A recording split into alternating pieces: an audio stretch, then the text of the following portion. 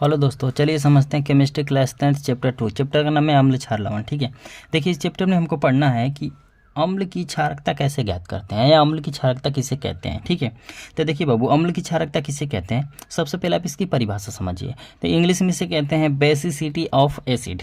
ठीक है, तो देखिए इसे अम्ल की क्षारकता क्या होता है कि अम्ल के एक अणु में उपस्थित विस्थापनीय हाइड्रोजन परमाणुओं की संख्या उस अम्ल की क्षारकता कहलाती है। ठीक है, कहने का मतलब ये है कि किसी एसिड में से जितना हाइड्रोजन परमाणु, ठीक है ना, जितना हाइड्रोजन परमाणु क्या होंगे, विस्थापित होंगे या निकलेंगे। ठीक है ना, तो जितनी संख्या में वो विस्थापित होंगे तो उस अम्ल की वह संख्या क्या कहलाएगी, क्षारकता कहलाएगी। ठीक है, जैसे आप एग्जाम्पल समझिए, जैसे मान लीजिए H2SO4 हो गया, H2SO4। ठीक है, H2SO4। ठीक है, ये हो गया आपका सल्फ्यूरिक एसिड। ठीक, इसकी क्रिया मान लीजिए हम करा दिए Zn से, जिंक धातु से क्रिया करा दिए। ठीक, तो देखिए जिंक धातु से जब क्रिया कराएंगे तो ये बन जाएगा आपका ZnSO4 बनेगा और प्लस क्या हो जाएगा, H2 हो जाएगा। ठीक है ना, तो देखिए यानी कि जब सल्फ्यूरिक एसिड की क्रिया हम जिंक धातु से कराए हैं तो इसमें से देखिए, इसमें से ना हाइड्रोजन जो है ना वो विस्थापित हो गया है, यानी निकल गया है। ठीक है, और उसके जगह पे क्या आ गया है, आपका जिंक धातु आ गई है। ठीक है, देखिए इसमें से हाइड्रोजन निकल गया है और जिंक धातु आ गई है। ठीक है, तो हाइड्रोजन की निकलने की वजह से ही बन गया है ZnSO4 और देखिए यहाँ से हाइड्रोजन H2 बाहर हो गया है। ठीक है, तो इसका कहने का मतलब क्या है कि इसमें से H2SO4 यानी सल्फ्यूरिक एसिड में से कितना हाइड्रोजन परमाणु विस्थापित हुआ है, यानी हाइड्रोजन परमाणुओं की संख्या जो है कितनी विस्थापित हो गई है। तो यहाँ पे देखिए, यहाँ पे 2 हाइड्रोजन परमाणु क्या हो गए, विस्थापित हो गए, निकल गए हैं। ठीक है, तो किसी एसिड में से जितना हाइड्रोजन परमाणुओं की संख्या विस्थापित होगी तो उस एसिड के क्या कहेंगे, उस संख्या को क्या बोला जाएगा, क्षारकता। ठीक है, तो H2SO4 यानी सल्फ्यूरिक एसिड की क्षारकता कितनी है, तो 2 है। ठीक है, यानी H2SO4 की क्षारकता बराबर कितना लिखेंगे आप, 2 लिखेंगे। ठीक है, यानी कि सल्फ्यूरिक एसिड में से H2 कितना निकला है, 2 निकला है, इसलिए H2SO4 की क्षारकता कितनी हो गई, 2 हो गई। ठीक है, अब देखिए दूसरा एग्जांपल समझिए। जैसे मान लीजिए आपका दिया है H2SO4 प्लस इसकी क्रिया हम करा दे रहे हैं CaCO3 से। ठीक, यानी H2SO4 सल्फ्यूरिक एसिड की क्रिया हम करा दिए कैल्शियम कार्बोनेट से। ठीक है, जब सल्फ्यूरिक एसिड की क्रिया आप कैल्शियम कार्बोनेट से कराएंगे तो क्या बनेगा, आपका बनेगा CaSO4 प्लस इसमें से H2 यानी जल बाहर होगा और प्लस CO2 गैस क्या होगी, रिमूव होगी, निकलेगी। ठीक है, तो देखिए आप ध्यान दीजिए, यहाँ पे H2SO4 में हाइड्रोजन की संख्या 2 है। ठीक है, हाइड्रोजन की संख्या 2 है और यहाँ पे देखिए SO4 के साथ जुड़ गया है Ca यानी कैल्शियम जुड़ा है। यहाँ से हाइड्रोजन की संख्या क्या हो गई है, विस्थापित हो गई है। कितने हाइड्रोजन की संख्या निकली है, तो 2 हाइड्रोजन की संख्या निकल गई है। ये हाइड्रोजन की संख्या निकल करके ऑक्सीजन से मिल करके क्या बना लिया है, H2O बना लिया है, यानी जल बना लिया। ठीक है, और इसमें से CO2 क्या है, गैस जो है रिमूव हो रही है। तो देखिए यहाँ पे जल जो बना है इसमें कितने हाइड्रोजन भाग लिए हैं, तो 2 हाइड्रोजन, यानी 2 हाइड्रोजन के परमाणु यहाँ पे भाग लिए हैं। ठीक है, तो देखिए ये यानी H2SO4 में से 2 हाइड्रोजन क्या है, विस्थापित हो गए, निकल गए हैं। ठीक है, तो यानी H2SO4 की क्षारकता तब कितनी हो जाएगी, 2 हो जाएगी। ठीक है ना, यानी इस एसिड की क्षारकता कितनी होगी, 2 होगी। ठीक है, H2SO4 की क्षारकता H2SO4 की क्षारकता कितनी हो जाएगी, 2 होगी। ठीक, ये हो जाएगी आपकी 2 H2SO4 की क्षारकता। ठीक है, देखिए नेक्स्ट एग्जांपल समझिए। देखो बाबू, अगला एग्जांपल समझिए। जैसे मान लीजिए आप, हमारे पास है HNO3 नाइट्रिक एसिड है। ठीक, इसकी क्रिया हम H2O से करा दिए, यानी जल से इसकी क्रिया करा दिए। ठीक है, जल से जब हम इसकी क्रिया कराएंगे तो ये बनेगा NO3, यानी NO3 माइनस में टूट जाएगा और प्लस क्या बनाएगा इसमें H3O पॉजिटिव बना लेगा। ठीक है, इसे कहते हैं नाइट्रेट।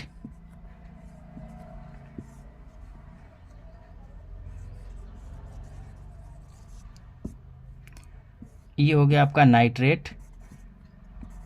ठीक है,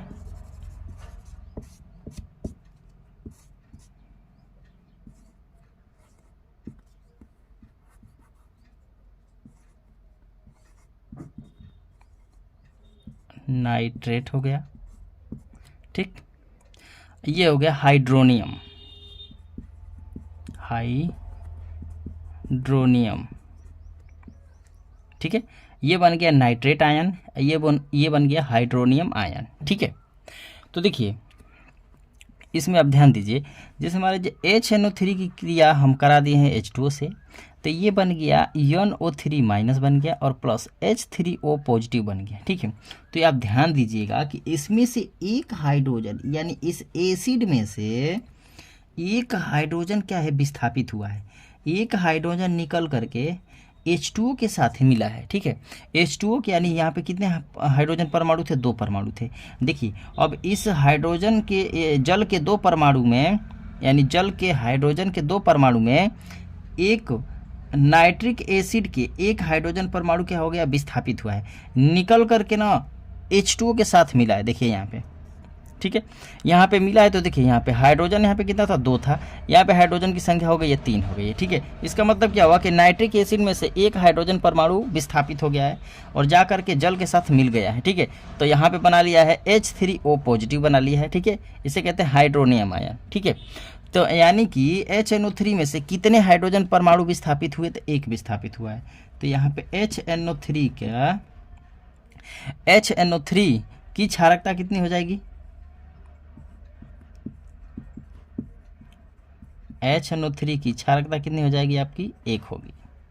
ठीक है, 1 हो जाएगा। देखिए नेक्स्ट एग्जाम्पल समझिए दूसरा, जैसे मान लीजिए दिया है CH3COOH दिया है, इसकी क्रिया हम करा दिए जल से, H2O से क्रिया करा दिए। ठीक है, तो ये किस में टूटेगा आपका, यानी एसिटिक अम्ल को जब आप जल में डाल देंगे तो किस में टूट जाएगा ये, तो CH3COO माइनस में टूटेगा और प्लस यहाँ पे बना लेगा H3O पॉजिटिव। ठीक है, ये इसमें टूट जाता है, इसको कहते हैं एसीटेट, इसको कहते हैं एसीटेट। ये हो गया आपका एसीटेट आयन। ये हो गया आपका हाइड्रोनियम, ये हाइड्रोनियम हो गया। ठीक, ये हो गया आपका हाइड्रोनियम। ठीक है, ये हाइड्रोनियम हो गया। देखिए अभी आप ध्यान दीजिए इसमें कि यहाँ से नहीं है CH3COOH, यानी एसिटिक अम्ल में से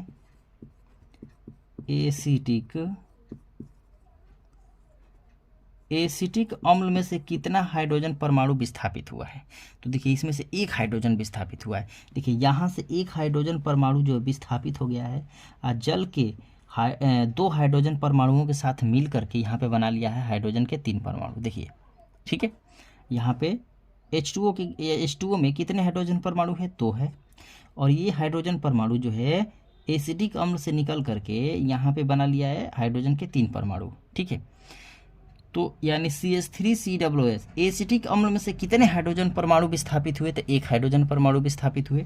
तो इस एसिड की वह संख्या क्या कहलाएगी, क्षारकता कहलाएगी, यानी इसकी क्षारकता कितनी हो जाएगी, 1 होगी। ठीक है, यानी CH3COOH की क्षारकता कितनी होगी, 1 होगी। ठीक है, C3COOH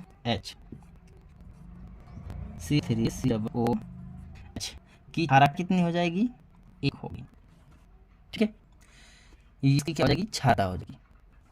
ठीक, देखिए इसके एग्जांपल अब यहाँ पे मैं कुछ एक एग्जांपल दे देते हैं और उनकी क्षारकता आपको बता दें किसकी कौन कौन से एसिडों कितनी क्षारकता होती है। ठीक है, देखो अगर एग्जांपल समझिए आप, यहाँ पे हम लिख दे रहे हैं, जैसे मान लीजिए लिख रहे हैं कि किसी भी की क्या लेती है, क्षारकता। मान लीजिए हम यहाँ पे एग्जांपल लेते हैं एसिडों का, निकाल देंगे क्षारकता। ठीक है, जैसे मान लीजिए हम यहाँ पे अम्ल क्या कहते हैं, तेजाब। कोई एसिड रहेगा उसको कहते हैं तेजाब आ जाता है।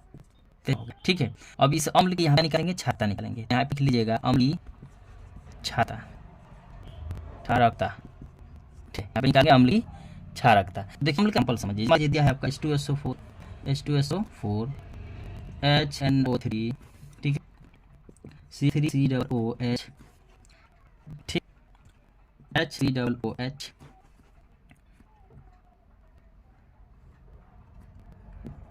H3PO4, H2PO3, ठीक है, सो यहाँ पे H2PO3 होता है, 2CO3, ठीक है, और लिख लीजिए आप H2SO3 लिख लें, ठीक है। देखिए ये कुछ एक एग्जाम्पल्स हैं, ठीक है। SO को क्या कहते हैं, सल्फ्यूरिक अम्ल, HNO3 को कहते हैं नाइट्रिक, C3COOH को कहते हैं एटिक अम्ल, HCOOH को कहते हैं फार्मिक अम्ल, H3PO4 को कहते हैं फास्फोरिक अम्ल, H2SO3 को कहते हैं कार्बोनिक अम्ल, और H2SO को कहते हैं सल्फरस अम्ल, ठीक है। ये एग्जाम्पल्स हैं कुछ एसिड, इसकी क्या निकालना है आपको, क्षारक निकालना, ठीक है। तो देखिए H2SO में हाइड्रोजन की संख्या कितनी है, 2 है, तो इसका मतलब क्या है कि H2SO4 में से 2 हाइड्रोजन परमाणु विस्थापित होंगे, तो इसकी क्षारक नहीं हो जाएगी, 2 हो जाएगी, ठीक है। HNO3 में हाइड्रोजन परमाणु की संख्या कितनी है, 1 है, तो इनमें से एक ही हाइड्रोजन परमाणु क्या विस्थापित हो, यहाँ पे इसकी क्षारक कितनी हो जाएगी, 1 हो जाएगी, ठीक है। COOH में कितना हाइड्रोजन विस्थापित होता है, विस्थापित होता है, ठीक, ये हो आपका 1, ठीक। HCOOH में कितना हाइड्रोजन विस्थापित हो, 1 का, यहाँ पे 1 हो जाएगा। H3PO4 में हाइड्रोजन की संख्या कितनी है, 3 है, तो 3 विस्थापित हो जाएगा, यहाँ पे लिखेंगे 3। H2 में हाइड्रोजन की संख्या 2 है, 2 विस्थापित होगा, ठीक है। H2SO3 में सल्फ्यूरस अम्ल में हाइड्रोजन परमाणु की संख्या कितनी है, 2 है, 2 हाइड्रोजन परमाणु विस्थापित होंगे, तो इसकी क्षारक ने लिखे 2 लिख देंगे, ठीक। ये था कुछ एरों की क्षारकता, ठीक है।